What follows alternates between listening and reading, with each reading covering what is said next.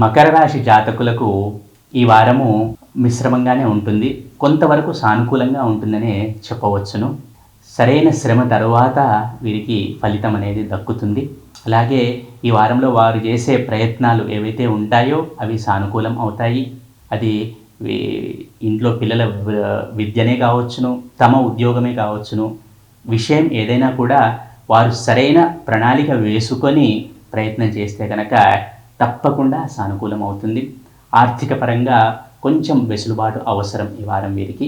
సరైన విధంగా ఆలోచించి నిర్ణయాలు తీసుకోవడం సూచించడమైంది మకర రాశి జాతకులకు. ఆరోగ్యం పట్ల జాగ్రత్త అవసరం. ఇంట్లో పెద్దవారు ఎవరైనా ఉంటే వారి ఆరోగ్యం పట్ల తగు జాగ్రత్త తీసుకోండి.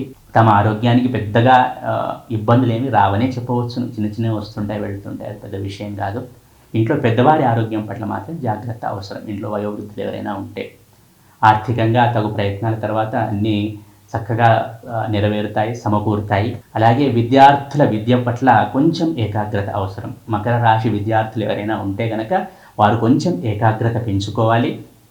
అండ్ తగు విధమైన ప్రణాళికలతో ముందుకు వెళితే కనుక మకర రాశి విద్యార్థులకు ఈ వారం సానుకూలంగా ఉంటుందని చెప్పవచ్చును.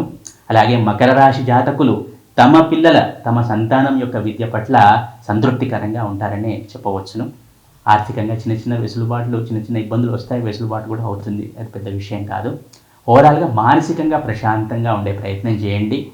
ఎటువంటి వివాదాల జోలికి వెళ్ళకండి, అలా కాలం గడుపుతూ ఉండండి.